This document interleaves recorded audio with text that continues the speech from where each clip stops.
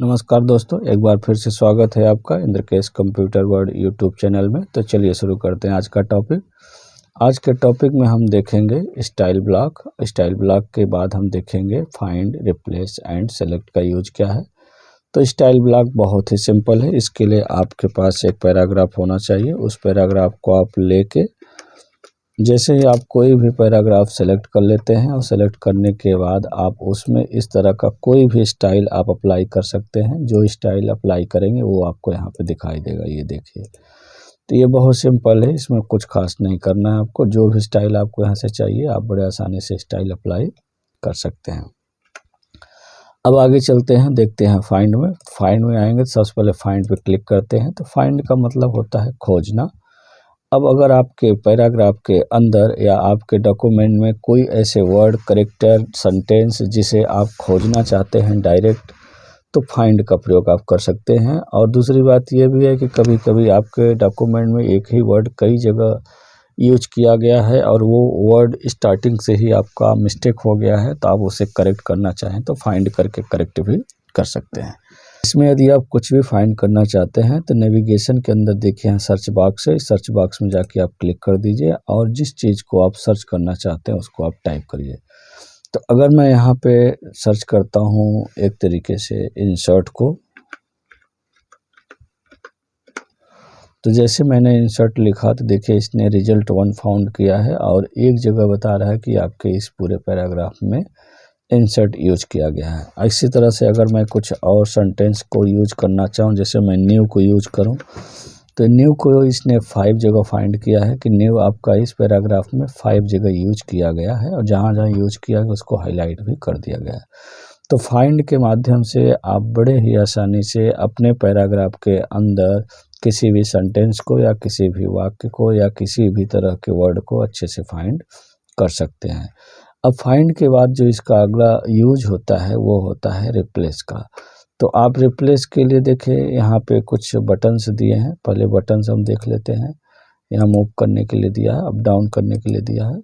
यहाँ से भी हम रिप्लेस में जा सकते हैं। अगर हम यहाँ से नहीं जाना चाहते हैं तो हम सीधे रिप्लेस पे क्लिक कर देंगे। तो रिप्लेस पे क्लिक करते ही इसने सबसे पहले क्या फाइंड किया वो बता दिया। अब आप क्या रिप्लेस करना चाहते हैं आप यहाँ पे लिख सकते हैं। अगर एग्जाम्पल के रूप में मैं न्यू के स्थान पे न्यूज करना चाहता हूँ, तो जैसे ही हमने यहाँ पे ये न्यूज लिख दिया, लिखने के बाद हमसे कह रहा है कि आप रिप्लेस ऑल करेंगे या रिप्लेस 1 करेंगे।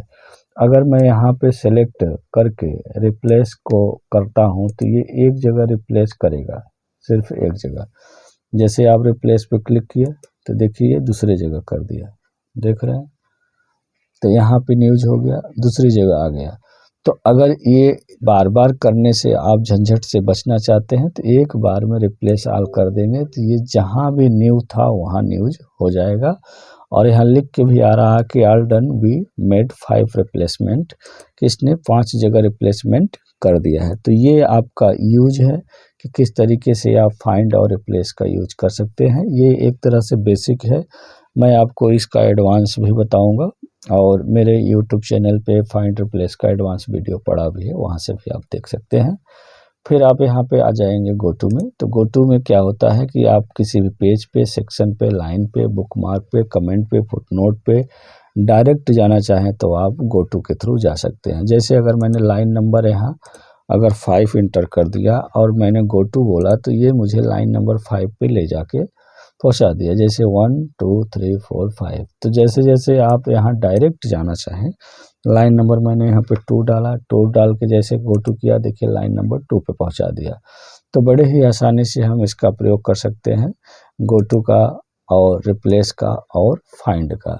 तो हमने फाइंड में देख लिया, फाइंड में एडवांस फाइंड आता है, एडवांस फाइंड में गो टू भी आता है।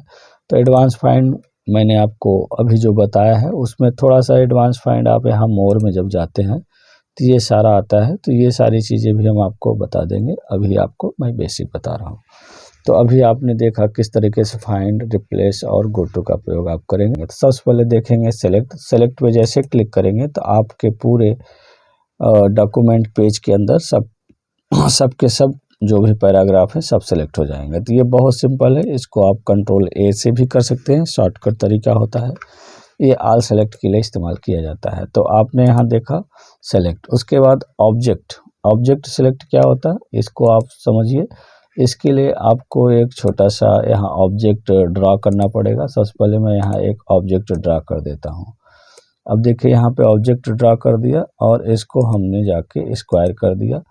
अब यहाँ पे साइड में मैंने क्लिक कर दिया है। अब यहाँ पे जब आप जाके सेलेक्ट ऑब्जेक्ट पे क्लिक कर देते हैं तो ये साइड वाले एरिया को सिलेक्ट नहीं करता है, लेकिन जब क्लिक करेंगे ऑब्जेक्ट पे तो ऑब्जेक्ट आपका क्लिक हो जाता है।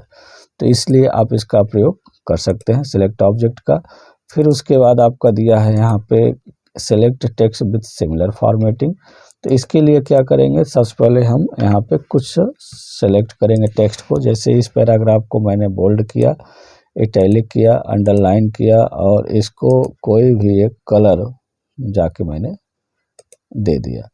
अब इस स्टाइल को हम 2-3 जगह अप्लाई करना चाहें तो बस यहाँ कर्सर रखिए, फॉर्मेट पेंटर पे जाइए दूसरी जगह, फिर मैंने यहाँ कर्सर रखा, फॉर्मेट पेंटर पे गए तीसरी जगह।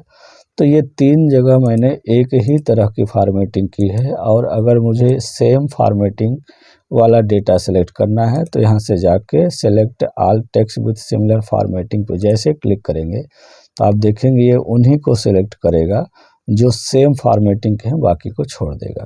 तो इस तरीके से आप बड़े आसानी से इसका भी प्रयोग कर सकते हैं, select text with similar formatting.